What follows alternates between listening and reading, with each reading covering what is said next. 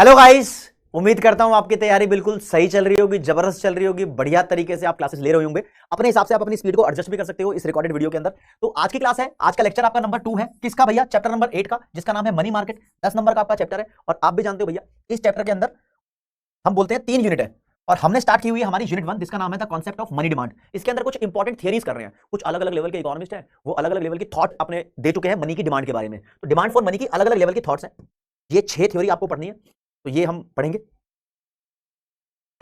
तो जैसा कि आप जानते हैं यूनिट 1 के अंदर मनी डिमांड को लेकर 6 थ्योरीज गिवन है, 6 थ्योरीज आपको पढ़नी है। तो दोबारा एक बार बताता हूं, मनी डिमांड का मतलब होता क्या है। आपकी अर्निंग मान लो 100 करोड़ रुपए है, आप उस अर्निंग में से कितना कैश अपनी पॉकेट में रखते हो, उस कैश की डिमांड को बोलते हैं मनी डिमांड। 100 करोड़ में से मान लो आपने अपने पास 10 करोड़ रखा है, तो 10 crore is your money demand. तो यहां पर मनी डिमांड से रिलेटेड 6 अलग अलग थ्योरीज गिवन है।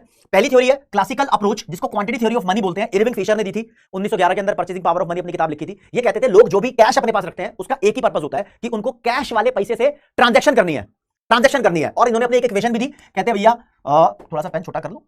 ये कहता है कि MV is equal to PT, ये मेरी इक्वेशन है। ये मनी डिमांड है, price level, transaction, number of transaction, और ये मनी की वेलोसिटी, और ये मनी इन सर्कुलेशन। फिर इसको लगा कि ये गलत है, इसके अंदर क्रेडिट मनी डालनी रह गई थी, तो फिर इसने एक अपडेटेड इक्वेशन दी, न्यू एक्सपेंडेड फॉर्म बोलते हैं, जिसमें M डैश क्रेडिट मनी की सर्कुलेशन है, V डैश क्रेडिट मतलब लोन वाली मनी की वेलोसिटी है, और ये मनी डिमांड के बराबर होती है। ये ऐसा इसने बोला, राइट।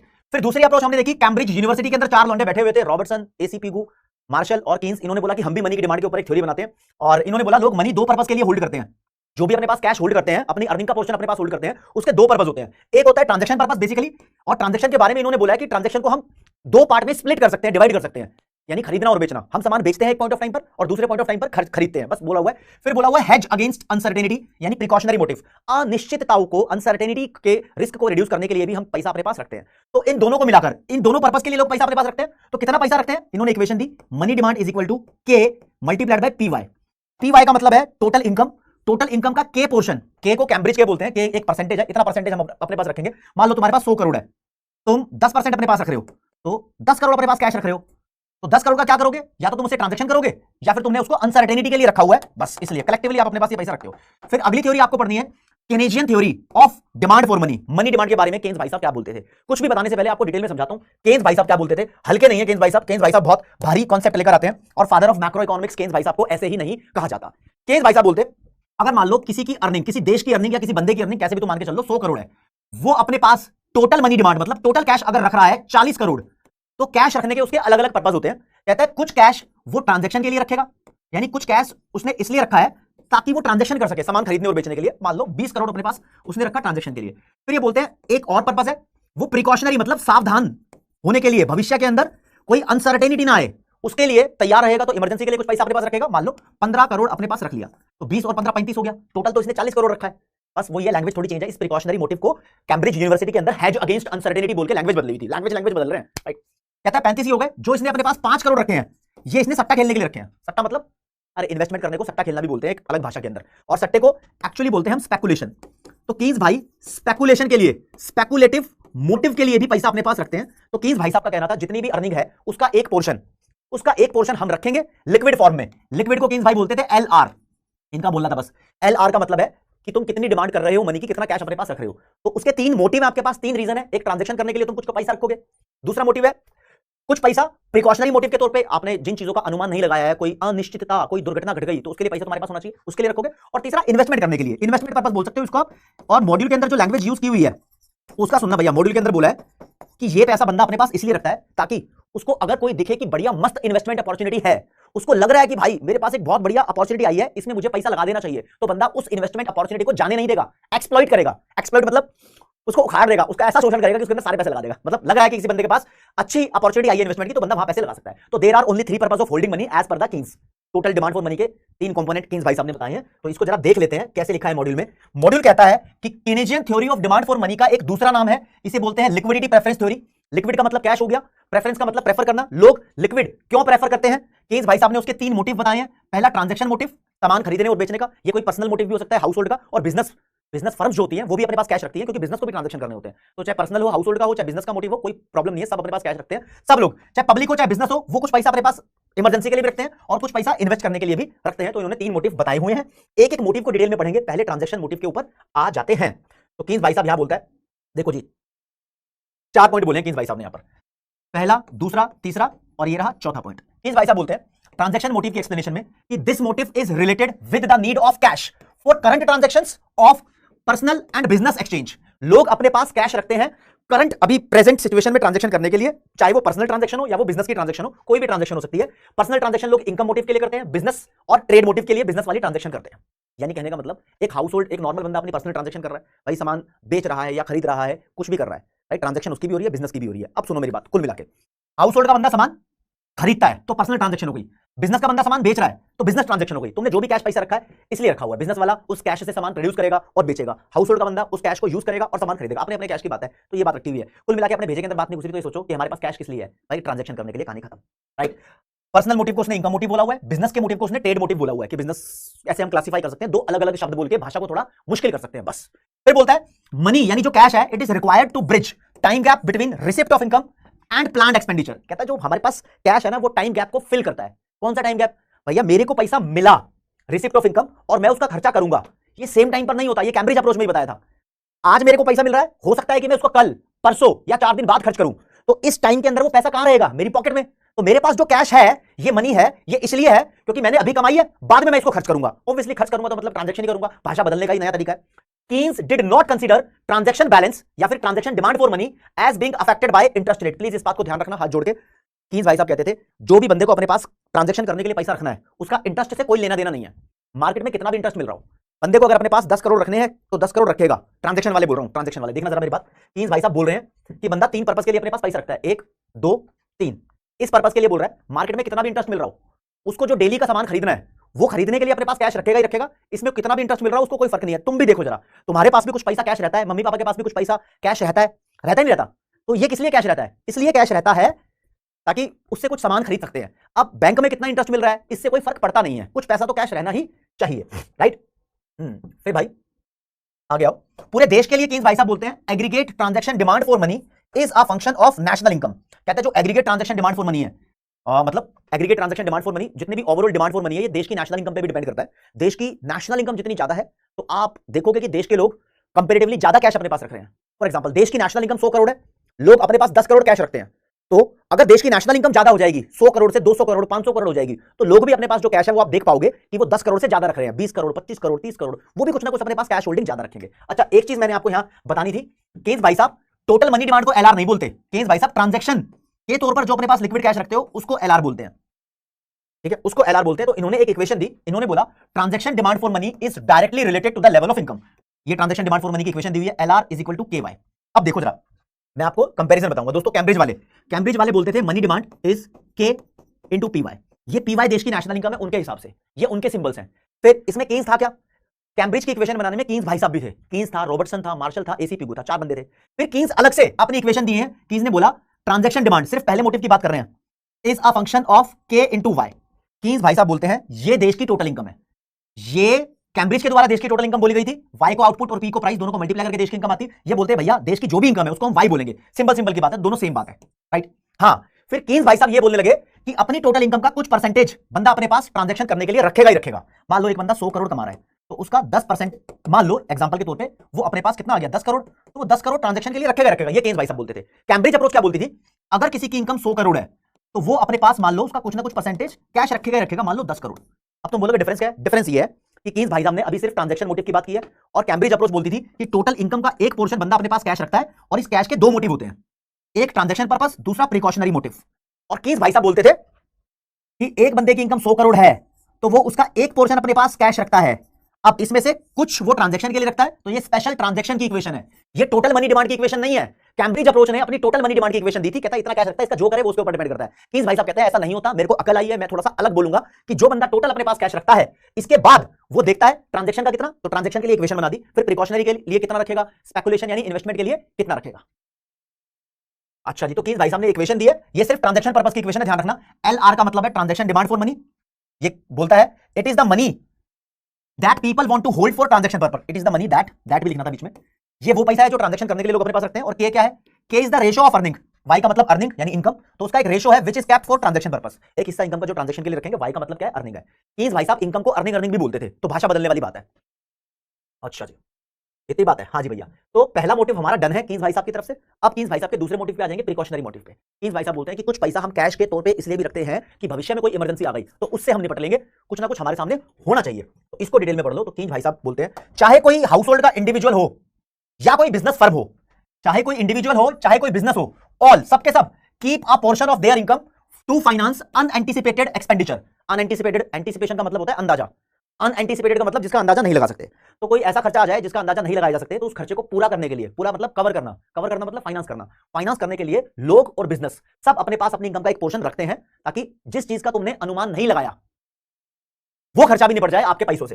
क्योंकि it may occur, which may occur due to unforeseen and unpredictable contingencies. Contingency का मतलब अनिश्चितता, ऐसी अनिश्चितता दुर्घटना घट जाए जो तुमने सोची भी नहीं थी। अब मैं ऐसे एग्जांपल लूंगा तो बहुत बुरा लगेगा। लोग अपने पास कह सकते हैं कि भविष्य में ना जाने क्या हो जाए, कोई आपदा आ जाए, अर्थक्वेक आ जाए, फ्लड आ जाए, एक्सीडेंट हो जाए, तो लोग कुछ रखते हैं कि हाँ भाई ये किसी ना किसी के काम आना चाहिए। तो बोलता है demand for money under precautionary motive depends on the size of income. कहता है प्रिकॉशनरी मोटिव के हिसाब से अगर तुम सोचो तो मनी की डिमांड इनकम के ऊपर डिपेंड करती है। जो बंदा जितना ज्यादा अमीर होगा वो प्रिकॉशन के लिए उतना ज्यादा कैश रखेगा। फॉर एग्जांपल एक अमीर बंदा है जिसकी इनकम 100 करोड़ है, हो सकता है वो प्रिकॉशन के लिए अपने पास 15 करोड़ रखे। जिसकी इनकम 100 रुपए है, हो सकता है वो प्रिकॉशन के लिए अपने पास 5 रुपए रखे। तो जिसकी इनकम ज्यादा वो ज्यादा रखेगा, जिसकी इनकम कम वो कम रखेगा। तो इनकम पे डिपेंड करती है कि तुम कितना प्रिकॉशन के लिए अपने पास पैसा रखते हो। ठीक है, तो और डिपेंड करता है prevailing economic and political condition. हाँ, एक देश की इकोनॉमिक कंडीशन और पॉलिटिकल कंडीशन पे भी डिपेंड करता है। फॉर एग्जांपल बाकी चोरों की बात करूं, अगर मैं देखूं पाकिस्तान की बात, पाकिस्तान के अंदर बहुत अनस्टेबल पॉलिटिकल एनवायरमेंट है। लोगों को लगता है यार कभी भी आर्मी अटैक कर देगी, प्रधानमंत्री बदल देगी, देश के अंदर कभी भी कुछ भी हो सकता है। तो लोग वहां पर प्रॉपर तैयार है कैश रखे कि कभी भी देश के अंदर बर्बादी हुई तो देश छोड़ के भाग जाएंगे। अगर किसी देश की पॉलिटिकल कंडीशन बहुत खराब चल रही है तो वहां के लोग अपने पास कैश रखेंगे इमरजेंसी के लिए, कि देश छोड़ के कभी भी जाना पड़ सकता है, वो काम आ जाएगा। तो प्रिकॉशनरी का मतलब वही है, सावधानी के लिए पैसा। ठीक है, या फिर किसी देश की इकोनॉमिक कंडीशन के ऊपर भी डिपेंड करता है। अगर इकोनॉमी बहुत ज्यादा डाउन जा रही है, जैसे कि बीते हुए टाइम के अंदर बहुत सारी इकोनॉमी ने बहुत सफर किया श्रीलंका ने, जिम्बाब्वे ने और ग्रीस ने, वेनेजुएला ने, बहुत कंट्रीज ने। तो यहाँ के लोग भी सोचते हैं भाई देश बर्बाद हो रहा है, बिजनेस नहीं चलेंगे तो कहीं पैसा मत लगाओ, इमरजेंसी हो सकती है, अपने पास कैश रखो। तो इकोनॉमी के अंदर रिसेशन चल रहा है, या लोगों की अपनी पर्सनल कैरेक्टरिस्टिक्स हो सकती है कि लोग कैसे हैं, लोग अपने नेचर के हिसाब से ही पैसा रखते हैं। फॉर एग्जांपल तुम्हारी इनकम भी 100 करोड़, मेरी इनकम भी 100 करोड़, हो सकता है कि तुम 10 करोड़ रखते हो प्रिकॉशन के लिए, सावधानी के लिए पैसा अपने पास, हो सकता है मैं 20 करोड़ रखता हूं। जो जितना डरता है वो उतना ज्यादा पैसा अपने पास कैश रखता है। तो इट डिपेंड्स पर्सनल कैरेक्टरिस्टिक्स, जैसे कि पेसिमिज्म और ऑप्टिमिज्म। पेसिमिज्म का मतलब होता है निराशावादी, नेगेटिव बंदा। ऑप्टिमिज्म का मतलब होता है आशावादी, जो सोचता है सब अच्छा होगा, वो अपने पास प्रिकॉशन के तौर पे कम पैसा रखेगा। जो सोचता है कुछ भी हो सकता है भाई, तो वो अपने पास थोड़ा सा पैसा ज्यादा रखेगा। लोगों की फार साइटेडनेस पे डिपेंड करता है। फार साइटेडनेस मतलब दूरदृष्टि, फार का मतलब दूर, साइड का मतलब दृष्टि, इस पे डिपेंड करता है। तो Keynes regarded precautionary balance as income elastic. Keynes भाई साहब ने बोला कि प्रिकॉशनरी मनी बैलेंस यानी प्रिकॉशनरी पर्पस के लिए जो तुम अपने पास कैश रखोगे ये इनकम से रिलेटेड है। इनकम इलास्टिक मतलब इनकम से रिलेटेड है। ठीक है, and not very sensitive to the rate of interest. ये इंटरेस्ट से रिलेटेड नहीं है, ये इंटरेस्ट से इनइलास्टिकली रिलेटेड है। मतलब अगर तुम्हारी इनकम बढ़ रही होगी तो तुम प्रिकॉशन के हिसाब से ज्यादा पैसा रखोगे, इनकम कम तो तुम कम पैसा रखोगे। मार्केट में जो इंटरेस्ट मिल रहा है उससे इस मोटिव के द्वारा रखा गया पैसा बहुत कम अफेक्ट होता है, बहुत कम अफेक्ट होता है। कीन्स भाई साहब की पूरी बात सुनना। कीन्स भाई साहब कहते हैं मार्केट में कितना भी इंटरेस्ट मिल रहा हो, ट्रांजैक्शन करने के लिए जो तुमने अपने पास पैसा रखा है वो रखोगे। तो ट्रांजैक्शन पर्पस के लिए जो तुम अपने पास पैसा रखते हो उसका इंटरेस्ट से कोई लेन देन नहीं है। लेकिन जो प्रिकॉशनरी मोटिव के लिए तुम अपने पास पैसा रखते हो उसका बहुत कम लेन देन है, ना के बराबर। It is not very sensitive to the rate of interest. तो रेट ऑफ इंटरेस्ट अब बीच में घूम के आएगा, थोड़ी देर में आएगा भाई, आएगा। ठीक है जी, दो मोटिव हमारे कंप्लीट होते हैं भाई कीन्स के। तीसरे मोटिव पे आते हैं, स्पेकुलेटिव मोटिव पे। कहते हैं कि भैया लोग अपने पास कैश रखते हैं, उसके 3 मोटिव हैं। थोड़ा सा सामान खरीदने बेचने के लिए, थोड़ा सा फ्यूचर में अगर कोई प्रॉब्लम आ जाए तो उससे निपटने के लिए, और थोड़ा सा पैसा लोग इसलिए रखते हैं ताकि कोई मस्त मजेदार इन्वेस्टमेंट अपॉर्चुनिटी आ जाए तो उसको वो एक्सप्लॉइट कर दे, मतलब यूज कर ले। पैसा लगाने के लिए, हाँ, मार्केट में पैसा लगाने के लिए भी लोग अपने पास रखते हैं कैश। तो आते हैं स्पेकुलेटिव मोटिव पे। स्पेकुलेटिव मोटिव को मैं ऐसे भी बोल दूंगा, speculative demand for money, in short SDM. बाद में वर्ड यूज करूंगा तो आपको पता होना चाहिए कि एसडीएम लिखा है तो मैंने क्यों लिखा है, स्पेकुलेटिव डिमांड फॉर मनी। तो पढ़ते हैं कीन्स भाई की भाषा।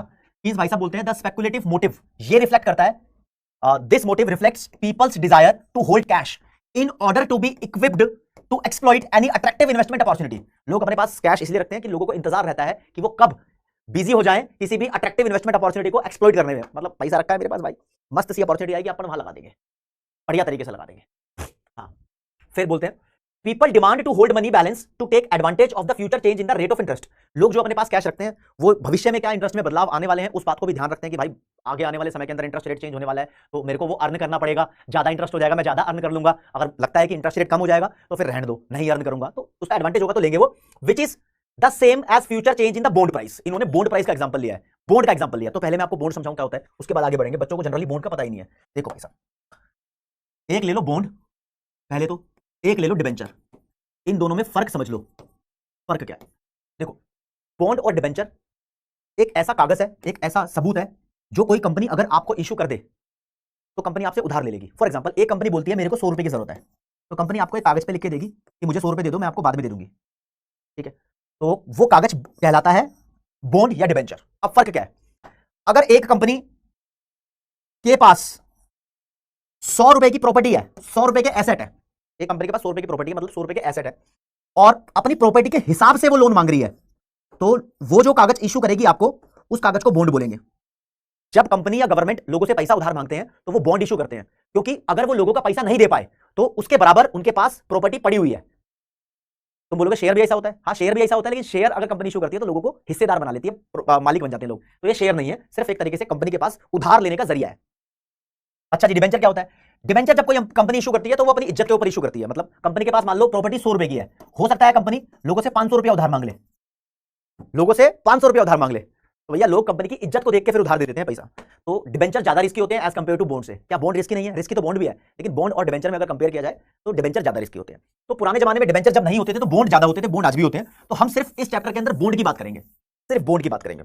बॉन्ड और डिबेंचर में डिफरेंस मॉड्यूल के अंदर समझाया नहीं हुआ, लेकिन मैं बेसिक से बता रहा हूं। बॉन्ड और डिबेंचर दोनों ही एक कंपनी के लिए या सरकार के लिए उधार मांगने के तरीके हैं। एक कागज पे लिख के दे दिया, ऑनलाइन दे देते हैं आजकल तो, कि ये ले लो, हमें इतना पैसा उधार ले लो, और इसकी मैच्योरिटी भी होती है। लाइक सरकार बोलती है कि मेरे को भाई 10 साल के लिए पैसा दे दो, तो 10 साल की मैच्योरिटी हो गई। बॉन्ड इशू किए जाते हैं सरकार के द्वारा, कंपनीज के द्वारा, कि मेरे को इतना पैसा दे दो, हम इतने टाइम में तुम्हारा पैसा वापस कर देंगे। और बॉन्ड के ऊपर बंदे को फायदा क्या होता है? चलो जी, बॉन्ड के ऊपर फायदा क्या होता है? बॉन्ड के ऊपर जो फायदा यानी रिटर्न, रिटर्न का मतलब फायदा दो तरीके का होता है। एक तो लोग इंटरेस्ट अर्न करते हैं। अगर सरकार ने मेरे से 100 रुपए मांगे तो मैंने सरकार को दे दिए, तो सरकार मुझे कहती है कि तेरे को मैं इस पे 6% का इंटरेस्ट दूंगी हर साल, तो मैं 6% का इंटरेस्ट कमाऊंगा। अब तुम्हें एक बात पता है भाई, मैंने बॉन्ड खरीद लिए और बॉन्ड की मैच्योरिटी है कि 5 साल तक सरकार मुझे इंटरेस्ट देगी और 5 साल बाद मैंने जो पैसे सरकार को दिए वो मुझे वापस कर देगी। तो 5 साल इसकी मैच्योरिटी है। लेकिन अगर मेरे को जरूरत पड़ी 3 महीने बाद या 2 साल बाद, तो क्या मेरे को पैसा नहीं मिल पाएगा सरकार से? नहीं मिल पाएगा। मेरे को अपने पास ये 5 साल तक होल्ड करना है, या फिर मुझे पैसे चाहिए तो मैं ये बॉन्ड किसी और को बेच दूंगा। जी हाँ दोस्त, ये बॉन्ड जो होते हैं मार्केट में ट्रेडेबल होते हैं। आप इसको ट्रेड कर सकते हो, किसी को भी बेच सकते हो, अपनी बॉन्ड मार्केट बनी हुई है। बॉन्ड खरीदो बेचो। फॉर एग्जांपल, मैंने सरकार को 100 रुपए दिए, तो सरकार ने मेरे को एक बॉन्ड जारी किया। सरकार बोलती है 5 साल बाद अपने 100 रुपए वापस ले लियो और मैं तेरे को हर साल 6% का इंटरेस्ट दूंगी। मैंने 1 साल तक इंटरेस्ट खाया, बढ़िया मजेदार इंटरेस्ट खाया। अब 4 साल और बचे हैं, तो मेरे को पैसों की जरूरत पड़ गई, तो मैं इस बॉन्ड को लेकर जाऊंगा, किसी बंदे को बोल दूंगा भाई 100 का मैंने लिया था, तू 90 का ले ले। यस, बंदा ले लेगा फटाक से, बंदा ले लेगा फटाक से, राइट? तो बंदा ले लेगा फटाक से, तो अर्निंग के चक्कर में बंदा ले लेगा फटाक से।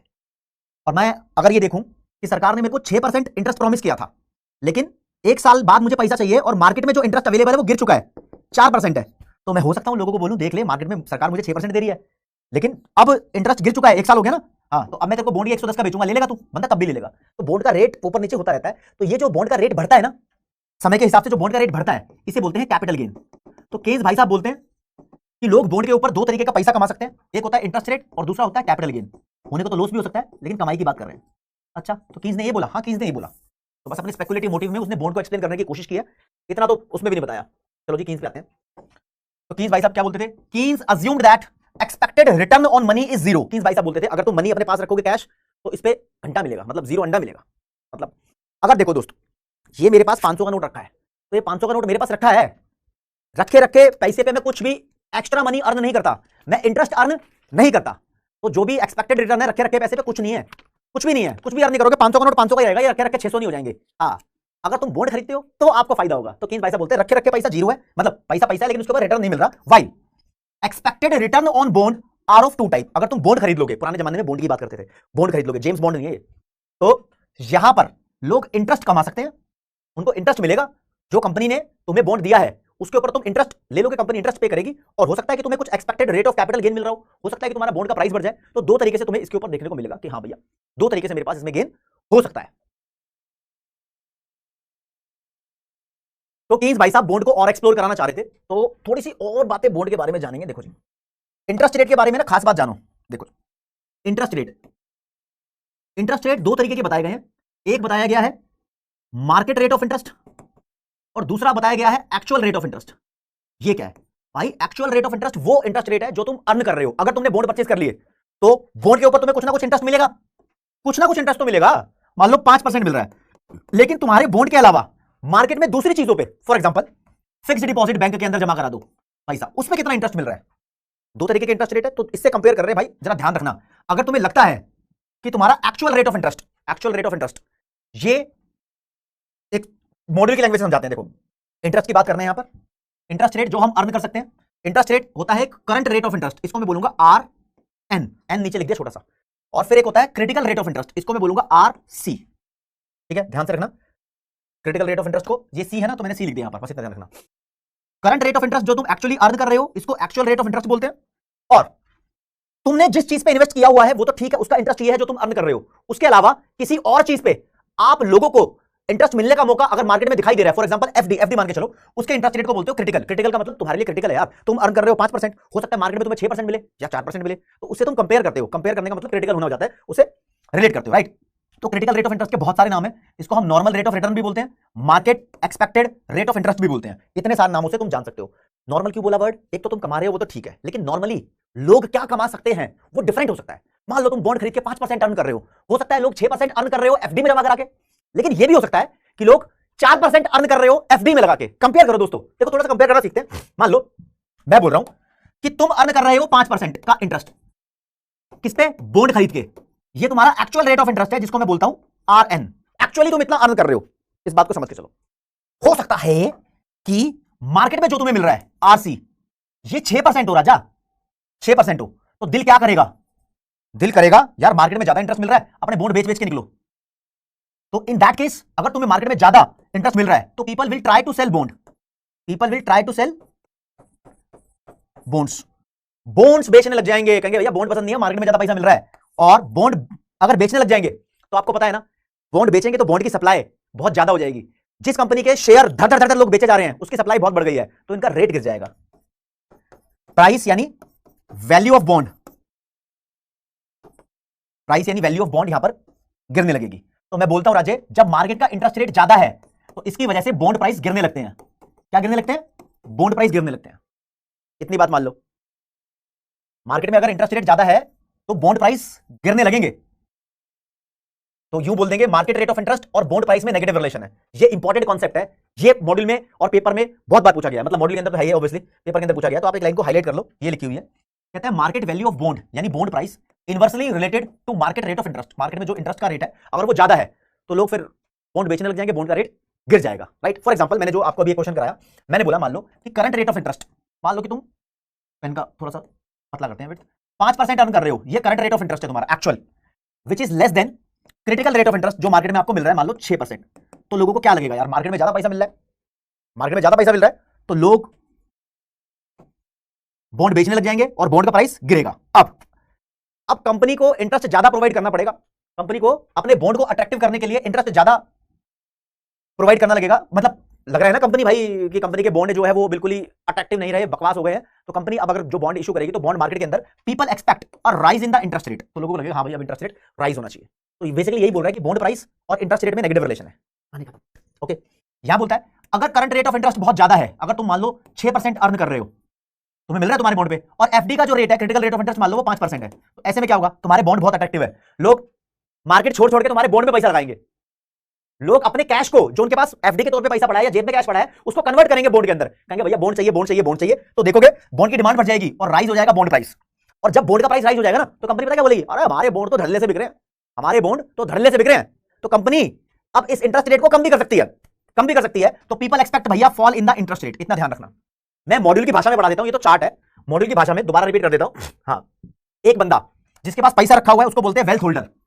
वेल्थ होल्डर, एक बंदा जिसके पास पैसा रखा हुआ है, वेल्थ होल्डर। अगर उसको लगता है कि current rate of interest is high, current rate of interest को बोलते हैं R N, is high then critical rate. कहता है current rate is high as compare to normal और क्रिटिकल रेट, मतलब वो जो अर्न कर रहा है वो ज्यादा है, मार्केट में जो मिल रहा है वो कम है। तो अब जो लोगों के पास सेविंग है, लोग क्या करेंगे, इस सेविंग को बॉन्ड में कन्वर्ट करना स्टार्ट कर देंगे। तो लिखा है at high current rate of interest people will convert there cash balance into bonds, bond में कन्वर्ट कर लेंगे। क्यों कर लेंगे, भाई उनको लग रहा है भैया बॉन्ड पे ज्यादा रिटर्न मिल रहा है, बिकॉज रीजन है they can earn high rate of interest on bond, bond पे उनको ज्यादा इंटरेस्ट रेट मिल जाएगा। ओके, और फिर भैया बॉन्ड के अंदर कैपिटल गेन भी तो होता है, तो they expect capital gain resulting from a rise in bond price, bond का प्राइस बढ़ेगा, इंटरेस्ट रेट मिलेगा उनको ज्यादा, बॉन्ड की डिमांड बढ़ रही है ना। अब मान लो बॉन्ड का प्राइस क्यों बढ़ेगा, लोग बॉन्ड मार्केट में जा रहे हैं, अपना कैश छोड़ छोड़ के बॉन्ड खरीद रहे हैं। तो भाई साहब जिसके पास ऑलरेडी बॉन्ड होगा ना, तुम्हें पता है ना बॉन्ड ट्रेडेबल है, मेरे पास बॉन्ड रखा है, लोग बोलेंगे मेरे को दे दे, मेरे को दे दे, अपन उसका रेट बढ़ा के देंगे, कैपिटल गेन लेंगे बॉन्ड के ऊपर। हम्म, अच्छा जी, ये वाली सिचुएशन देख ली।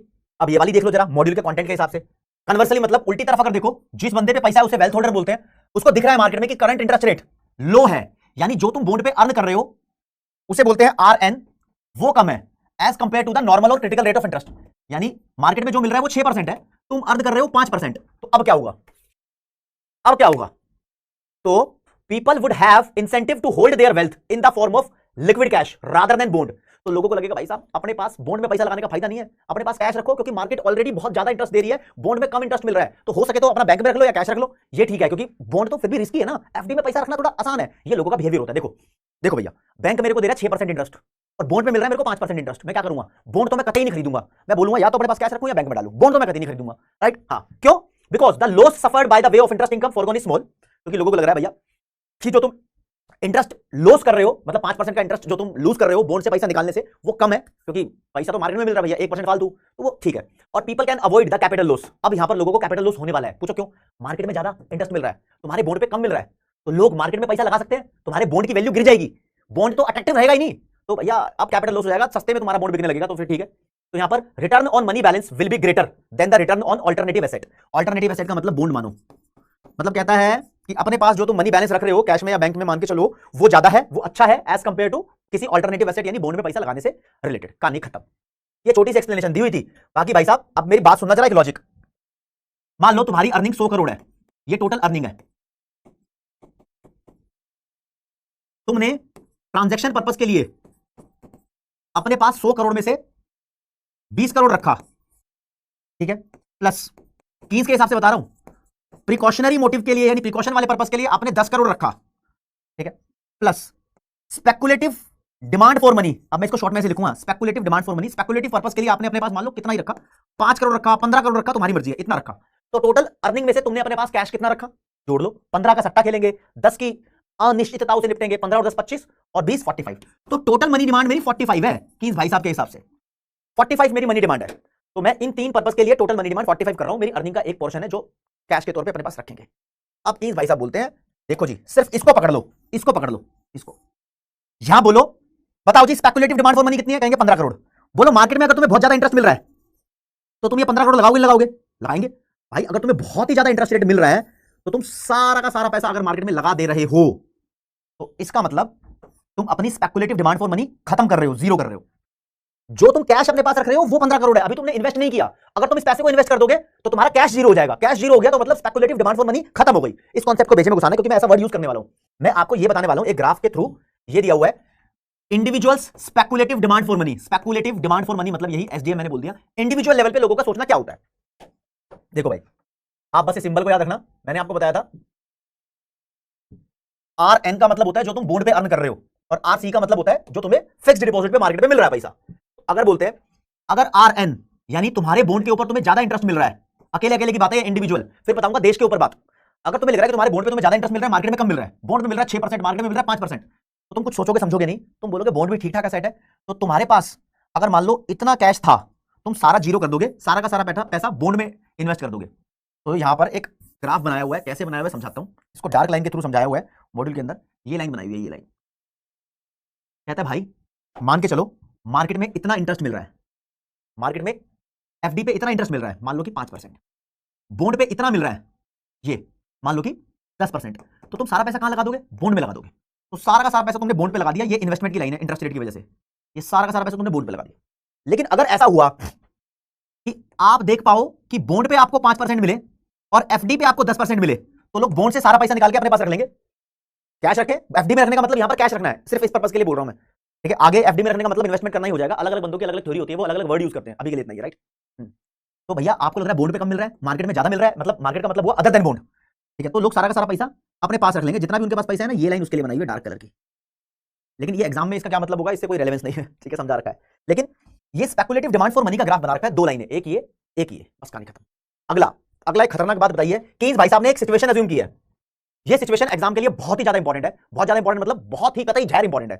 कि इस भाई साहब बोलते हैं अगर मान लो मार्केट में इंटरेस्ट अपने हाईएस्ट रेट पे है, मतलब इतना इंटरेस्ट मिल रहा है जितना तुम सोच भी नहीं सकते, सोच भी नहीं सकते। मान लो 25% इंटरेस्ट मिल रहा है, 25% इंटरेस्ट कोई सोच भी नहीं सकता, इतना इंटरेस्ट कहां देगी मार्केट, मतलब मान लो तो लोग सारा पैसा बॉन्ड मार्केट में लगा देंगे। ये बॉन्ड का है, बॉन्ड, बॉन्ड की बात कर रहे हैं, बॉन्ड क्या बोला मैं, बॉन्ड के ऊपर जो इंटरेस्ट आपको मिलता है वो बहुत ज्यादा है, तो लोग सारा पैसा, पूरा देश उसमें पैसा लगा सकता है।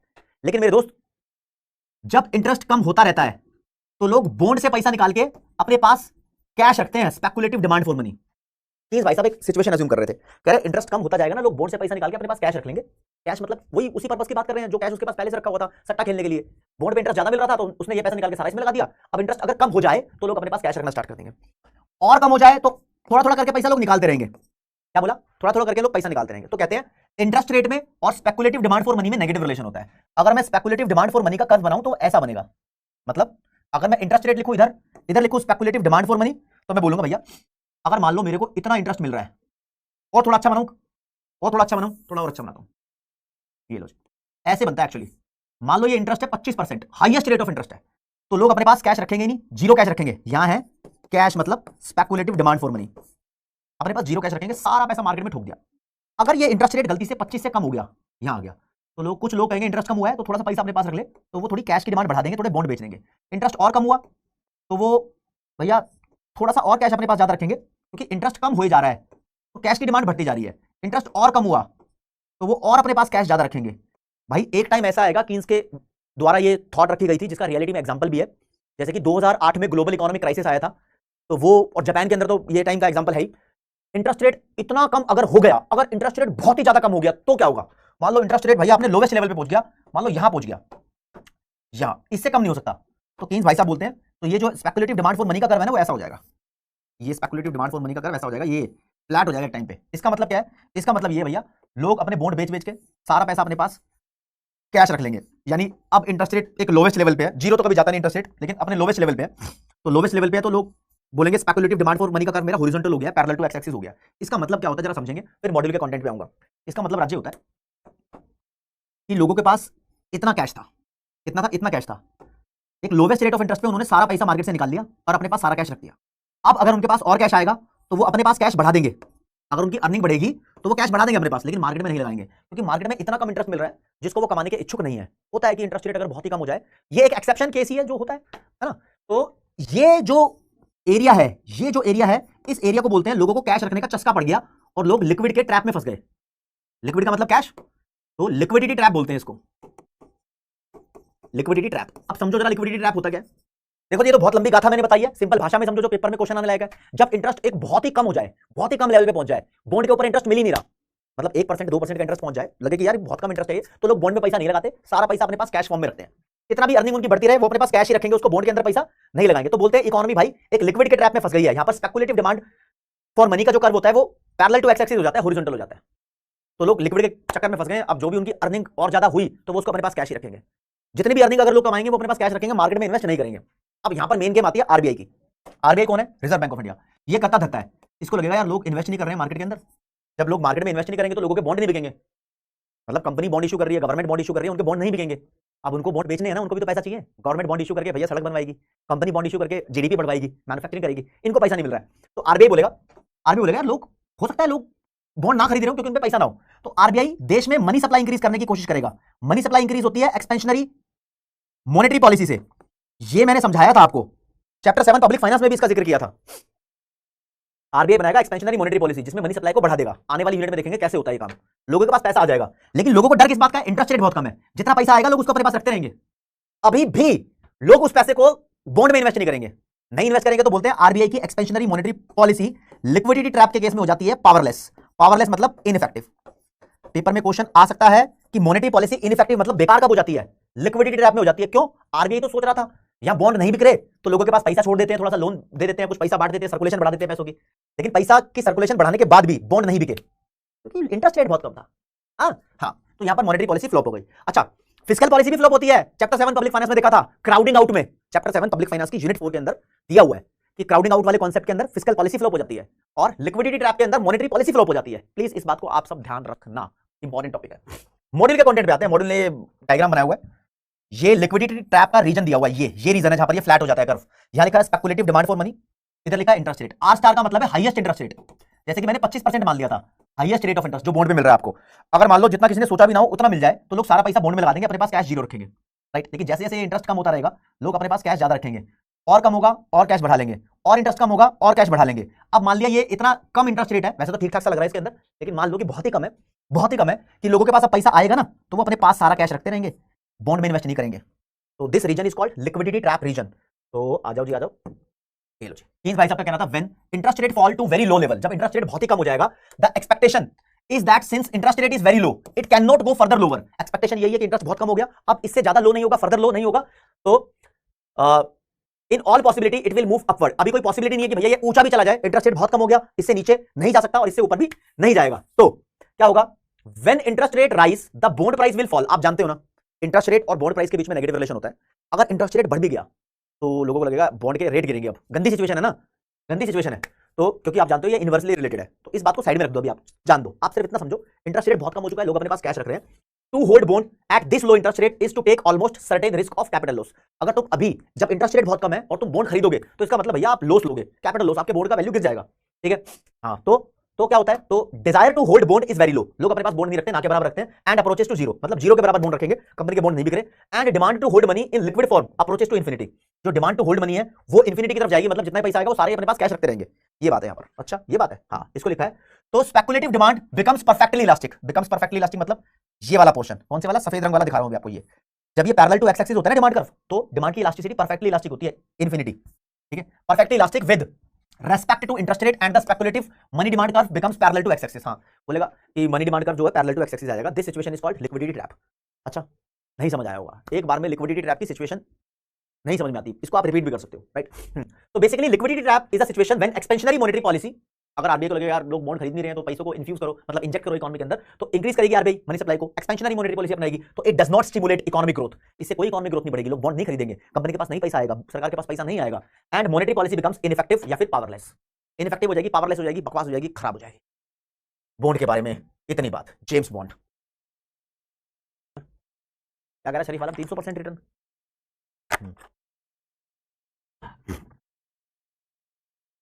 तो चलो भाई क्वेश्चन उठाते हैं इसके ऊपर, ये लो का दिया, ये राजी question. Speculative demand for money, सट्टा खेलने के लिए जो लोग पैसा अपने पास कैश की फॉर्म में रखते हैं, तो इसका इंटरेस्ट रेट से रिलेशन होता है क्या? हाँ भाई, अगर मार्केट में ज्यादा इंटरेस्ट रेट मुझे मिल रहा होगा तो मैंने जितना भी पैसा अपने पास रखा है, मान लो 1000 रुपया रखा सट्टा खेलने के लिए, इंटरेस्ट रेट अगर मुझे ज्यादा मिल रहा होगा तो मैं सारा पैसा मार्केट में लगा दूंगा, अपने पास जीरो कर दूंगा। तो कहते हैं मार्केट में ज्यादा इंटरेस्ट है तो मेरी स्पेकुलेटिव डिमांड फॉर मनी कम हो जाएगी, यानी मैं अपना कैश कम कर देता हूं।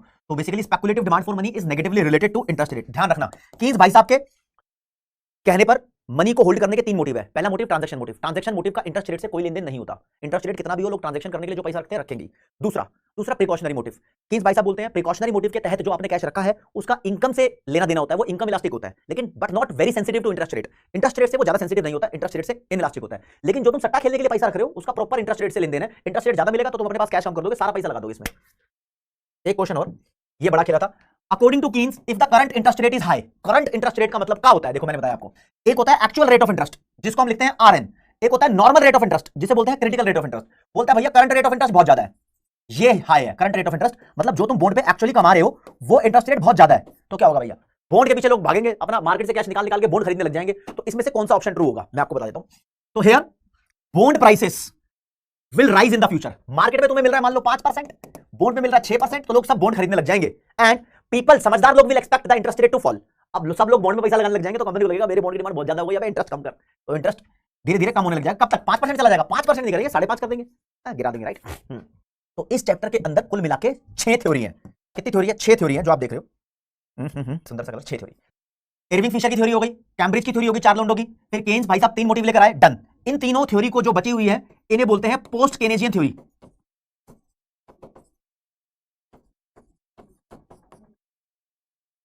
क्या बोलते हैं? Post Keynesian theory. इसलिए बोलते हैं क्योंकि कीन्स के बाद ये थ्योरी आई है, कीन्स के बाद ये थ्योरी आई है। तो ये थ्योरी क्या बोलती है? तो एक नाम है यहां पर राज्य लिखा है, inventory approach to transaction balance. अब थ्योरी के बारे में बात करेंगे। किसी बंदे ने, आगे अलग अलग लेवल के इकोनॉमिस्ट आते रहे हैं, सबने जो कैश है, कैश मतलब मनी डिमांड, उसको अलग अलग नाम दिए हैं। किसी ने बोला कैश जो हम हमारे पास रखते हैं उसको इन्वेंटरी बोलते हैं, कोई भाई साहब बोलते हैं उसको हम एसेट बोलेंगे। तो आगे आगे चल के बात करेंगे। ये वाली चौथे नंबर की थ्योरी पे जाते हैं। आओ जी, थ्योरी का नाम आपके सामने बहुत अच्छा सा लिखा है, inventory approach to transaction balance. This theory is given by Baumol 1952 and Tobin 1956। इस थ्योरी को इन्वेंट्री थ्योरी अप्रोच भी बोलते हैं, इन विच मनी और real cash balance was essentially viewed as inventory held for transaction purpose.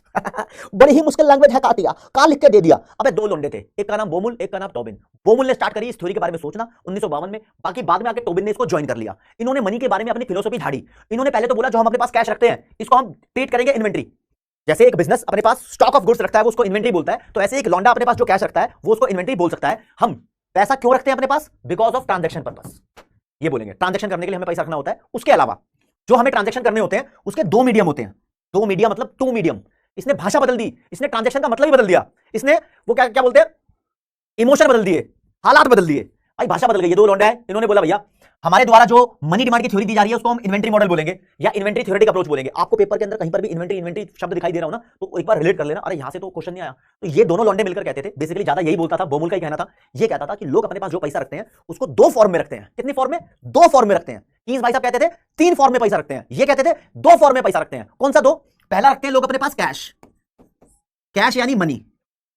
दूसरा लोग अपने पास रखते हैं interest bearing alternative financial asset में, यानी ऐसे कोई फाइनेंशियल एसेट की फॉर्म में लोग अपने पास पैसा रखेंगे जिससे लोग इंटरेस्ट अर्न कर सके। फॉर एग्जांपल बॉन्ड, बॉन्ड हो, स्टॉक हो, डिवेंचर हो, कुछ भी हो, कुछ भी। तो लोग या तो अपने पास कैश रखेंगे या कहीं ना कहीं उस पैसे को इन्वेस्ट कर देंगे। बात तो ठीक है, ये भी ठीक ही लगती है, वो भी ठीक ही लग रही थी, इसकी सोच भी ठीक लग रही है, ठीक है। लेकिन इसने ये नहीं बताया ये जो अपने पास कैश रखते हैं ये पर्पस क्या है, क्या इसका पर्पस प्रिकॉशनरी भी है? नहीं बताया। इसने बोला जो कैश रखते हैं ये ट्रांजैक्शन के लिए रखते हैं, प्रिकॉशनरी की बात ही नहीं की। अबे कीन्स बहुत समझदार थे भाई, उन्होंने पूरी बात की। ये तो फिर बाद में सारी गाथा गा रहे थे, इन्होंने क्यों नहीं बोला? छोड़ो इनको, छोड़ो। इन्होंने जो बोला हमें तो वो पढ़ना है। तो भाई इसने एक नई बात करी जो कीन्स नहीं कर पाया, इसलिए ये बंदे जेन्युइन माने गए। ये बंदों को जेन्युइन इसलिए माना गया क्योंकि ये नई बात करता था। अब नई बात क्या है, तुम्हें थोड़ी प्रैक्टिकल लगने वाली है। तो ये बोलते थे there is a fixed cost of making transfer between money and alternative financial assets. Alternative financial asset का मतलब तुम बॉन्ड मान लो। कहते हैं मेरे पास कुछ कैश रखा है, अब इस कैश को मैं अगर बॉन्ड में ट्रांसफर करूं, बॉन्ड खरीदूं, तो बहुत आसानी से कह देते हैं लोग भाई साहब बॉन्ड पे इंटरेस्ट ज्यादा मिलेगा तो मैं बॉन्ड खरीद लूंगा। अबे जब बॉन्ड खरीदने जाएगा ना तो बीच में एक दलाल आएगा, ब्रोकर, वो अपनी कमीशन भी लेगा। तो अपने कैश से अगर हम बॉन्ड परचेज करते हैं तो हमें ब्रोकरेज देनी पड़ती है, तो this is called broker charges, या फिर तुम बोलो ब्रोकरेज या कमीशन। इसके बारे में तो कोई बोल ही नहीं रहा था, इसके बारे में तो कोई बोल ही नहीं रहा था। हाँ, तो कहता भैया हमारे पास जो भी पैसा होगा हम उसको थोड़ा कैश रखेंगे, थोड़ा बॉन्ड में रखेंगे, तो हमें सोच समझकर बॉन्ड खरीदने पड़ते हैं। अगर हम बॉन्ड खरीदेंगे तो हमें ब्रोकरेज भी देनी पड़ेगी ना, तो फिर कितना कैश रखे कितना बॉन्ड में रखें। तो ये दोनों लौंडे मिलकर बोलते थे कि हमारी मनी डिमांड की थ्योरी ये बोलती है कि लोगों को एक ऑप्टिमम कॉम्बिनेशन रखना चाहिए, थोड़ा बहुत कैश रखो, थोड़ा बहुत बॉन्ड में लगा दो, और भाई बार बार बॉन्ड मत खरीदो, जितनी बार बॉन्ड खरीदोगे कमीशन देनी पड़ेगी। और ऐसा भी ना हो कि तुमने बहुत सारा कैश अपने पास रख दिया। ये बोलते थे, अरे मुद्दे की बात सुनो यार, सुनो जरा मुद्दे की बात। ये दोनों लौंडे बोलते थे कि ऐसा भी ना हो कि तुमने कैश अपने पास बहुत सारा रख दिया। क्यों? क्योंकि कैश रखने का एक नुकसान होता है, कैश रखने का एक नुकसान होता है, कैश रखने की एक अपॉर्चुनिटी कॉस्ट होती है जिसे बोलते हैं इंटरेस्ट। मानते हो ना कातिया? अगर मेरे पास कैश रखा है तो इसका मतलब यह है कि मैंने इसको अपने पास रखा है और मैं इसके ऊपर इंटरेस्ट अर्न नहीं कर पा रहा। अगर मैं इसको कहीं इन्वेस्ट करता, मान लो बैंक में भी जमा करा देता या बॉन्ड परचेज कर लेता, तो मैं कुछ ना कुछ अर्न कर सकता था ना। तो होल्डिंग कैश की अपॉर्चुनिटी कॉस्ट इंटरेस्ट रेट होती है। तो ये कहता है कि बहुत ज्यादा अपने पास कैश भी मत रखो, कहता है बहुत बार बॉन्ड भी मत खरीदो। क्यों? तो बॉन्ड खरीदोगे तो ब्रोकरेज देनी पड़ेगी, तो फिर क्या करे? कहता है एक ऑप्टिमम कॉम्बिनेशन रखो, थोड़ा सा कैश थोड़ा सा बॉन्ड, ताकि ठीक ठाक रहे। ये सब लॉन्डो का अपना अलग अलग हो सकता है, सबका अपना अपना पोर्टफोलियो होता है।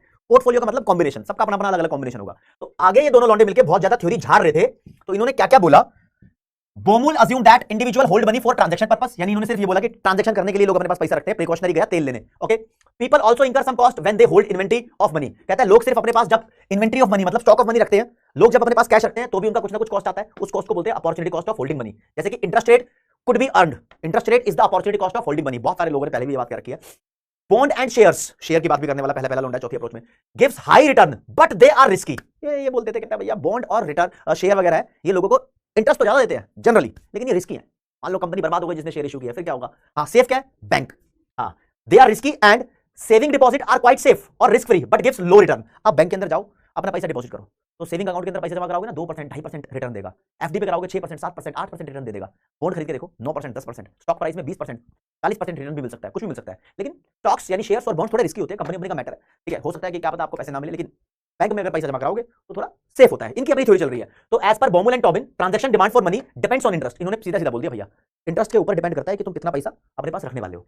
तो as per Baumol, individual have to keep optimum amount of inventory of money. Inventory का मतलब यार क्वांटिटी मान लो, स्टॉक मान लो। एक बंदे को अपने पास जितना भी पैसा रखना है वो एक ऑप्टिमम कॉम्बिनेशन होना चाहिए बहुत सारी चीजों का, for their day to day transaction purpose. उसको डे टू डे ट्रांजैक्शन करने हैं तो थोड़ा बहुत कैश रखे, थोड़ा बहुत बॉन्ड में रखे, हो सकता है थोड़ा बहुत बैंक में भी जमा करा दे भैया, क्योंकि अल्टरनेटिव एसेट की बात कर रहा है ना ये। कैश के अलावा अल्टरनेटिव एसेट बहुत सारे हैं, बॉन्ड में इन्वेस्ट करना, शेयर में इन्वेस्ट करना, बैंक में जमा कराना, लोग अलग अलग जगह पर जमा करा के रखते हैं। अच्छा, फिर जमा कराते हैं तो निकालते भी है क्या?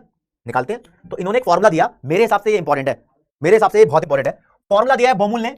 बोमुल ने बोला है कि एक average amount of cash withdrawal का फॉर्मुला होता है। अगर आप अपना पैसा इन्वेस्ट करते हो, बॉन्ड खरीदते हो, तो आपको कितना पैसा विड्रॉ करना चाहिए जिससे तुम्हारी कॉस्ट मिनिमम हो।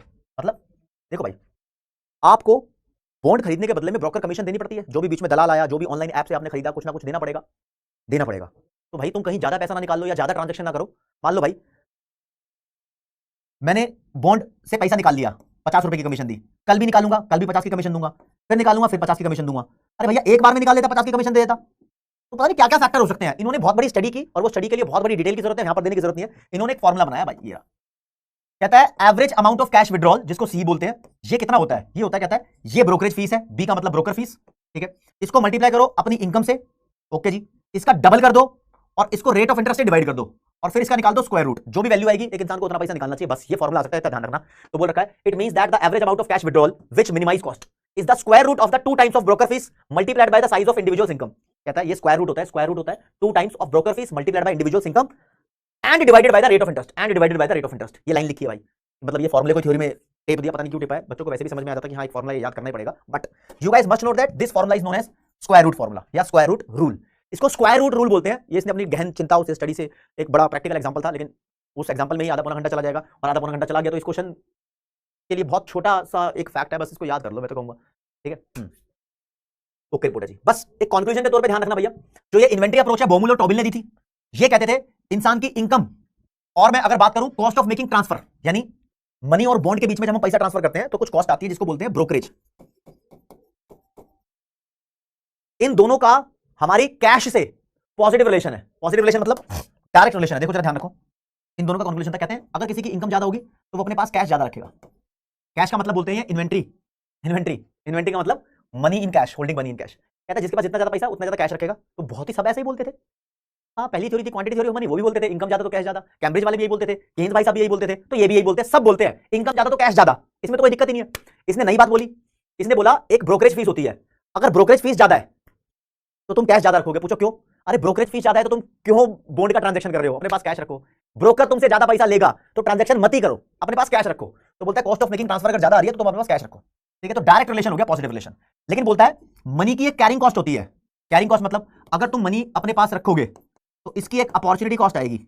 कैरिंग का मतलब अपने पास रखना, दैट इज इंटरेस्ट, जो तुम सैक्रिफाइस कर दोगे। अपने पास कैश रखेंगे तो मतलब कैश कैरी कर रहे हैं, कैश कैरी करने की कॉस्ट आती है, तो वो इंटरेस्ट रेट का सैक्रिफाइस होता है। सैक्रिफाइस को फोरगोन बोलते हैं।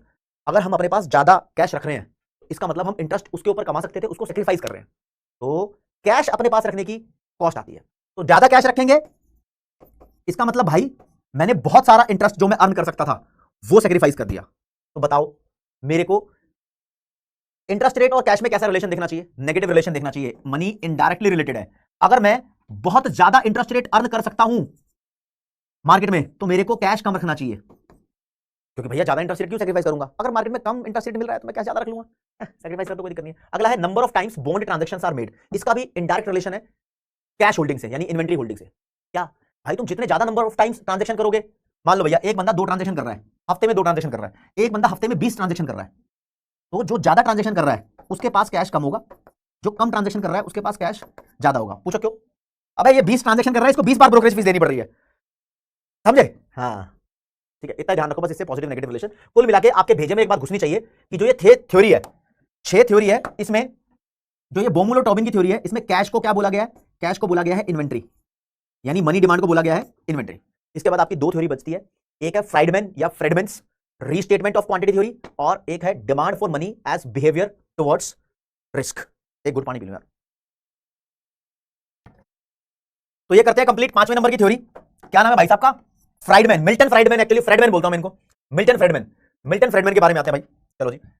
फ्राइडमैन्स रीस्टेटमेंट ऑफ क्वांटिटी थ्योरी, जो एरविन फिशर के द्वारा क्वांटिटी थ्योरी ऑफ मनी दी गई थी पहली फ्राइडमैन साहब कहते थे मैंने इसको दोबारा लिखा है, तो रीस्टेटमेंट है, जो उनकी स्टेटमेंट थी उसको दोबारा लिखा है, तो उसको थोड़ा इंप्रूवाइज किया हुआ है। तो मिल्टन फ्रेडमैन साहब ने 1956 में कीन्स की स्पेकुलेटिव मनी डिमांड को भी एक्सटेंड किया। हाँ, और इन्होंने एक फ्रेमवर्क बनाया जिसका नाम था एसेट प्राइस थ्योरी। ये मनी डिमांड को एक्चुअली एसेट मान के चलते थे, कैश को ये एसेट मान के चलते थे।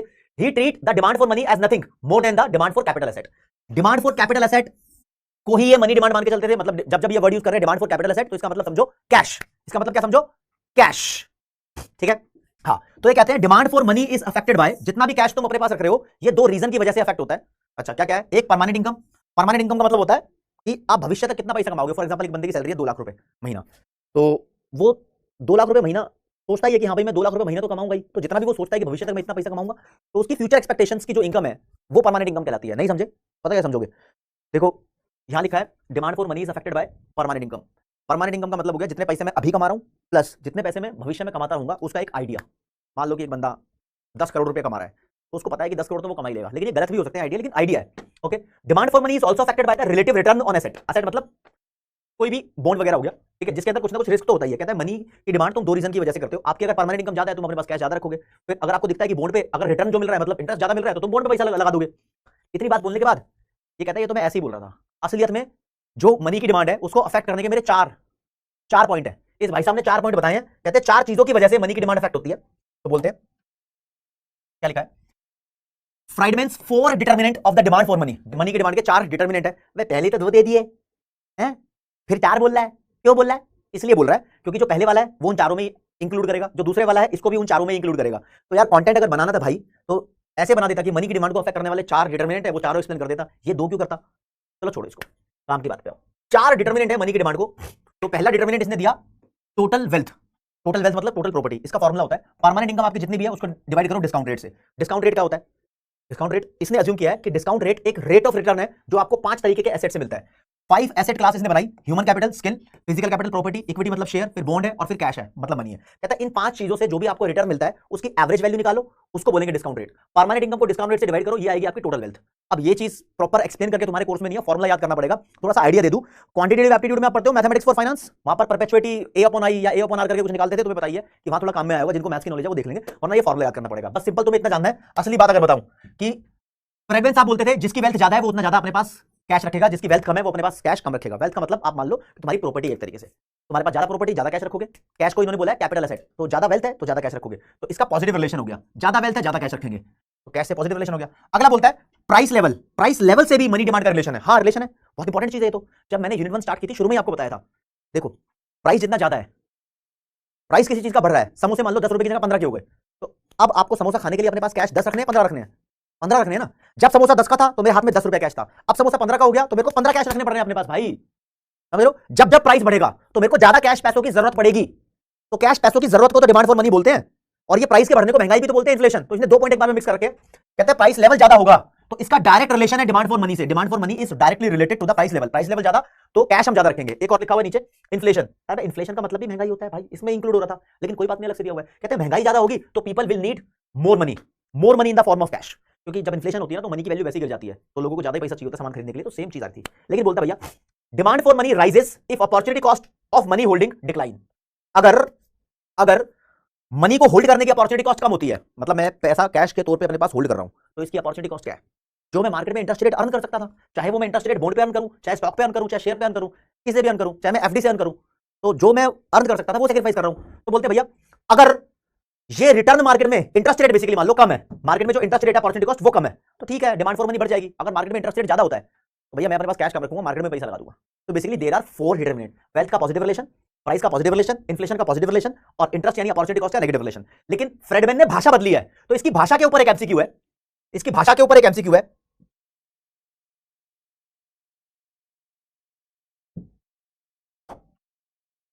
Inventory theoretic approach to the transaction demand of money, ये नहीं है,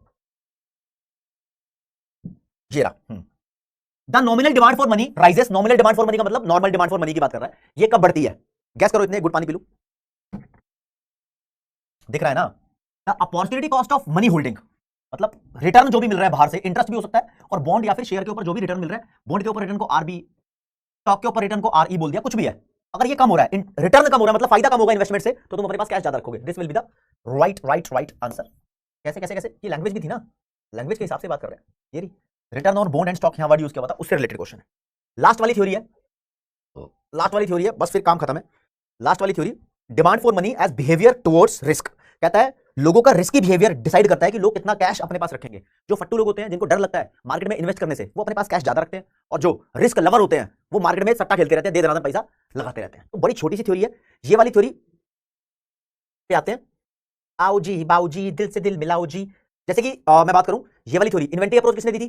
बोमुल और टोबिन ने। तो ये लास्ट वाली जो थ्योरी दी है ये सिर्फ टोबिन ने दी है, अकेले लॉन्ड्रे का कंट्रीब्यूशन है इसमें तुम्हारा कोर्स बढ़ाने के लिए। तो आ जाओ जी, ये थ्योरी बस मेन पॉइंट्स है। Demand for money as behaviour towards risk, लोगों का रिस्क लेना। इन्होंने क्या किया था एक्चुअली, एक आर्टिकल लिखा था 1958 में। इस आर्टिकल का मतलब नाम था liquidity preference as behaviour towards risk. किसने? जेम्स टोबिन ने। हाँ, तो इसने थ्योरी दी थी। 1958 में आर्टिकल लिख गए, बाबा रे बाबा, लोगों का मत्था खराब कर गए। आर्टिकल का नाम था लिक्विडिटी प्रेफरेंस, मतलब cash preference as a behaviour towards risk. लोगों के रिस्क की तरफ ये बिहेवियर होता है। रिस्क ज्यादा लेंगे तो कैश अपने पास कम रहेगा, लेकिन रिस्क जो कम लेते हैं वो अपने पास कैश ज्यादा रखते हैं। तो ऐसा कुछ कहना था। तो इनकी पूरी की पूरी यहाँ पर एक्सप्लेनेशन है। ये कहते हैं लोगों की इन्वेस्टमेंट का एक पोर्टफोलियो होता है। लोग बेसिकली जो पैसा होता है कुछ अपने पास रखते हैं कैश, तो उसको बोलता है ये ready money. Ready money refers to the money which you keep in your pocket. जो पैसा आप अपनी जेब में रख रहे हो, जहां मर्जी रख रहे हो, वो रेडी मनी है। इस पे आपको कोई इंटरेस्ट नहीं मिलेगा। लेकिन अगर तुम पैसे को इन्वेस्ट कर रहे हो तो आप इंटरेस्ट अर्न करोगे। लेकिन दोस्त, अगर आप इंटरेस्ट अर्न करना चाहते हो तो you will have to afford the risk. आप रिस्क भी अफोर्ड करोगे। अच्छा, कुल मिला के बोलता क्या था सर, एक बार में कहानी खत्म करो। तो यही बोलता था कि भैया तुम कैश होल्ड करोगे तो कुछ इंटरेस्ट नहीं मिलेगा, मार्केट में इन्वेस्ट करोगे तो इंटरेस्ट मिलेगा, लेकिन इंटरेस्ट कमाने के चक्कर में आपको रिस्क भी उठाना पड़ेगा। तो जो रिस्क हेटर होते हैं ना, उसको बोलते हैं रिस्क अवर्सिव लोग। तो रिस्क अवर्सिव लोग जनरली उठाते नहीं है रिस्क, तो वो अपने पास कैश ज्यादा रखते हैं। तो एक पोर्टफोलियो होता है, देखते हैं कैश कितना रखना है और एसेट कितने खरीदने हैं, मतलब स्टॉक बॉन्ड वगैरह क्या खरीदना है, तो पढ़ते हैं। पढ़ने का ही काम है। According to Tobin, an investor is faced with the problem of what proportion of his portfolio of his financial assets he should keep in ready money. कहता है जो भी उसका पोर्टफोलियो है, पोर्टफोलियो मतलब उसका कॉम्बिनेशन ऑफ मनी है, तो वो उसको कैसा रखना चाहिए, मतलब कितना प्रोपोर्शन उसको कैश रखना चाहिए। रेडी मनी का मतलब cash which earn no interest, जिसके ऊपर कोई इंटरेस्ट नहीं मिलेगा, और कितना proportion in the form of investment उसको रखना चाहिए। इन्वेस्टमेंट करेगा तो कुछ ना कुछ इंटरेस्ट अर्न करेगा ही करेगा। तो according to Tobin, when individual are faced with various safe and risky assets, जब लोग देखते हैं कि कुछ मेरे पास सेफ है और कुछ ना कुछ रिस्की है, तो they diversify their portfolio by holding a balanced combination. तो वो अपना पोर्टफोलियो इस तरीके से डाइवर्सिफाई करते हैं, इस तरीके से फैलाते हैं कि उनका कॉम्बिनेशन एक बैलेंस हो, ताकि सेफ और रिस्की एसेट्स के बीच में वो एक बैलेंस बना पाए। थोड़े से सेफ एसेट्स हो, थोड़े से रिस्की एसेट्स हो, ऐसा कुछ। तो इसी तरीके के आजकल बोलते हैं म्यूचुअल फंड होते हैं। म्यूचुअल फंड में जो पैसा लगाते हैं उसके अंदर कुछ सेफ एसेट में लगा होता है, कुछ रिस्की एसेट में पैसा लगा होता है, ठीक है। तो according to Tobin, individual behaviour shows risk aversion. एक इंडिविजुअल का जनरली बिहेवियर होता है रिस्क अवर्जन। रिस्क अवर्जन का मतलब रिस्क से डरने वाला। देखो, एक होता है रिस्क अवर्सिव, मतलब रिस्क से डरने वाला, एक होता है रिस्क लवर, वो रिस्क बहुत उठाता है। लेकिन जनरली लोगों का बिहेवियर इसने पाया कि रिस्क अवर्सिव होता है, which means they prefer less risk to more risk at a given rate of return. कहता है एक गिवन रेट ऑफ रिटर्न है, मतलब मान लो तुम्हारे पास दो एसेट है, दोनों पे आपको 5-5% का इंटरेस्ट मिल रहा है, तो वो उस एसेट पे इन्वेस्टमेंट करेगा जिस पे उसको रिस्क कम होगा। फॉर एग्जांपल, शेयर पे 5% का रिटर्न मिलने के चांस है, बॉन्ड पे 5% का रिटर्न मिलने के चांस है, वो किस पे इन्वेस्ट करेगा? बॉन्ड पे। बॉन्ड कम रिस्की होते हैं, तो कहते हैं कम रिस्की एसेट पे वो इन्वेस्टमेंट करना चाहता है। तो लास्ट लाइन इनके द्वारा बोली गई है, just as Keynes theory, Keynes theory की तरह Tobin's theory implies that demand for money as a store of wealth depend negatively on the interest rate. कहता है कीन्स की तरह ये भी बोलते हैं कि जो डिमांड फॉर मनी है एक तरीके से वो वेल्थ का ही स्टोर है, और ये इंटरेस्ट रेट से नेगेटिवली रिलेटेड है। इंटरेस्ट रेट ज्यादा मिलेगा मार्केट में तो हम अपने पास कैश कम रखेंगे। ये तो कीन्स भाई साहब भी बोलते थे, ठीक है। लेकिन दोस्तों, कीन्स भाई साहब ने ये बात स्पेकुलेटिव डिमांड फॉर मनी के बारे में बोली थी।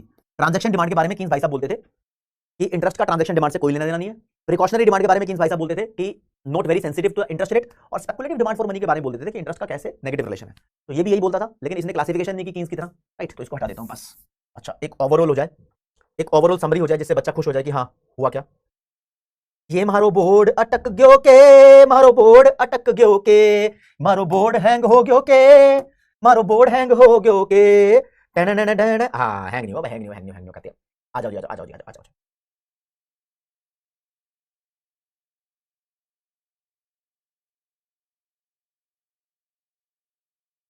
देखो जी, classical approach quantity theory of money Irving Fisher ji के द्वारा दी गई। इसके अंदर ये बोलते हैं लोग अपने पास पैसा रखते हैं ट्रांजैक्शन करने के लिए। कैम्ब्रिज अप्रोच 4 लोंडो के द्वारा दी गई, कैम्ब्रिज यूनिवर्सिटी के थे। ये लोग बोलते हैं लोग अपने पास पैसा रखते हैं ट्रांजैक्शन करने के लिए भी, और टू हेज अगेंस्ट अनसर्टेनिटी के लिए भी। हेज का मतलब होता है रिड्यूस करना रिस्क को, राइट। फिर कीन्स भाई साहब बोलते हैं पैसा 3 पर्पस के लिए रखा जाता है, ट्रांजैक्शन, प्रिकॉशन और सट्टा, यानी स्पेकुलेटिव मोटिव। इसके अंदर ही लिक्विडिटी ट्रैप का कांसेप्ट था, कीन्स भाई साहब की थ्योरी के अंदर ही आता है वो। लिक्विडिटी ट्रैप के अंदर एक्सपेंशनरी मॉनेटरी पॉलिसी पावरलेस हो जाती है, इनइफेक्टिव हो जाती है। इन्वेंटरी अप्रोच बोमुल और टोबिन दोनों के द्वारा दी गई थी। ज्यादा बातें बोमुल ने बोली थी। यहां पर कैश को इन्वेंटरी माना गया है, मनी की डिमांड को इन्वेंटरी माना गया है। ये बोलते थे कि हम अपने पास जो कैश रखते हैं वो दो फॉर्म में रखते हैं, मतलब मनी की डिमांड करते हैं दो फॉर्म में, या तो हमारे पास कैश है या हमने उसको किसी अल्टरनेटिव फाइनेंशियल एसेट के अंदर इन्वेस्ट किया हुआ है। तो हमें एक बढ़िया कॉम्बिनेशन रखना चाहिए, थोड़ा कैश थोड़ा इन्वेस्टमेंट रखना चाहिए। लेकिन ये ध्यान रखना चाहिए जब भी हम बॉन्ड खरीदते हैं, कोई ट्रांजैक्शन करते हैं, तो वहां पर हमें ब्रोकरेज फीस देनी पड़ती है। जितनी ज्यादा तुम ब्रोकरेज फीस दोगे उतना नुकसान होगा। तो इसलिए जितने तुम्हें ट्रांजैक्शन बनाने हैं वो कम बनाओ। तो अगर आपको दिख रहा है कि कॉस्ट ऑफ मेकिंग ट्रांसफर ज्यादा है, मतलब ब्रोकरेज फीस ज्यादा है, तो आप कैश ही अपने पास रखो, इन्वेस्ट मत करो, फालतू खर्चा कर रहे हो। फिर फ्राइडमैन भाई साहब आए, इन्होंने बोला 4 चीजों पे मनी की डिमांड डिपेंड करती है। इन्होंने मनी डिमांड को बोला कैपिटल एसेट की डिमांड। तो एसेट वर्ड इन्होंने यूज किया। ये बोलते थे प्राइस, इन्फ्लेशन और टोटल वेल्थ, इन 3 चीजों का मनी की डिमांड से पॉजिटिव रिलेशन है, लेकिन इंटरेस्ट रेट का यानी opportunity cost of holding money का नेगेटिव रिलेशन है। सब नहीं बोला इंटरेस्ट रेट का negative relation, right. Demand for money as a behaviour towards risk, ये बंदा सिर्फ और सिर्फ जेम्स टोबिन के द्वारा दिया गया। इसमें बोमुल ने ज्यादा बोला था, टोबिन का ना के बराबर नाम था, राइट। यहां पर सिर्फ टोबिन बोल गया, राइट। तो टोबिन की बात समझो जरा। टोबिन जी यहां पर बोलते हैं ओवरऑल, कहते हैं लोग ना देखते हैं भैया कौन सा ज्यादा रिस्की एसेट है, कौन सा कम रिस्की एसेट है। तो लोग जितना भी पैसा इन्वेस्ट करते हैं उसका एक पोर्टफोलियो बना के चलते हैं। तो एक रिस्क अवर्सिव बंदा जो रिस्क से डरता है वो प्रेफर करेगा कि अगर मेरे को एक गिवन रेट ऑफ रिटर्न मिल रहा है तो मैं कम रिस्की वाले एसेट में पैसा लगाऊं। और ये बोलते हैं भैया इंटरेस्ट से लेन देन होता है, मनी की डिमांड का मतलब रिलेशन होता है, जैसे कि कीज ने भी कहा था, लेकिन कीज ने तो अपने थर्ड वाले मोटिव में कहा था, राइट। ओके रिपोर्ट है, कहानी खत्म। अब एक मेन कंक्लूजन, कौन कौन बोलता है कि इंटरेस्ट का लेन देन होता है मनी डिमांड से? तो ये भाई साहब बोलते हैं इंटरेस्ट रेट का मनी की डिमांड से नेगेटिव रिलेशन है, मार्केट में इंटरेस्ट ज्यादा मिलेगा तो आप कैश कम रखोगे। ओके रिपोर्ट है। फ्रेडमैन भी यही बोलता है, ठीक है जी। इन्वेंटरी अप्रोच भी यही बोलती है, ठीक है जी। केनेजियन थ्योरी ये बोलती है क्या? केनेजियन थ्योरी अलग अलग बातें करती है, कहती है स्पेकुलेटिव डिमांड फॉर मनी के बारे में बात सही है, इंटरेस्ट रेट ज्यादा होगा तो हम अपने पास कैश कम रखेंगे, लेकिन ट्रांजैक्शन के लिए कोई लेन देन नहीं इंटरेस्ट का। प्रिकॉशनरी मोटिव के लिए इंटरेस्ट रेट की अगर बात की जाए तो वहां पर वो इंटरेस्ट इनइलास्टिक है। और कैम्ब्रिज अप्रोच के अंदर इंटरेस्ट का लेन देन और क्लासिकल अप्रोच के अंदर इंटरेस्ट का लेन देन, क्लासिकल अप्रोच ने तो बोल दिया था कि इंटरेस्ट का कोई लेन देन नहीं, बंदा अपने पास ट्रांजैक्शन रखेगा, मतलब ट्रांजैक्शन के लिए पैसा रखेगा। तो एक छोटी सी आपके सामने समरी मैंने पेश की है। आप भी बोलोगे एकदम कचरा थ्योरी थी, लेकिन दोस्तों थ्योरी है तुम्हारे कोर्स के हिसाब से तो आपको करनी पड़ेगी। क्वेश्चन के बारे में तुम ऐसा नहीं कह सकते कि क्वेश्चन यहीं से आएगा, क्वेश्चन कहीं से भी आ सकता है। तो कई बार लगता है कि यार बहुत मुश्किल कोर्स है, बहुत डिफिकल्ट थ्योरी है, लेकिन आपको वो सुननी पड़ेगी। अगर आप सुन लोगे, थोड़ी प्रैक्टिस कर लोगे, तो हो सकता है कि प्रैक्टिस करते करते शायद कॉन्फिडेंस कम हो, लेकिन एट द एंड जब तुम एग्जाम दोगे ना तब तुम्हें पता लगेगा कि हाँ यार मेरी जो प्रैक्टिस थी उसका मुझे रिजल्ट मिल रहा है, मैं पास हो सकता हूँ या हो सकती हूँ, वो तभी पता लगता है। और आप देख रहे हो कि आपने कुल मिला के यहाँ पर 6 थ्योरीज पढ़ी है। कहाँ चला गया ये? चलो जी 6 थ्योरीज पढ़ी है बस। इसके बाद हम यूनिट नंबर 2 स्टार्ट करेंगे अगली क्लासेस से, जहां पर आपको कुछ न्यूमेरिकल्स भी देखने को मिलेंगे। तो आज की क्लास यहीं समाप्त होती है। Thank you so much. जय हिंद, जय भारत, नमस्कार, धन्यवाद।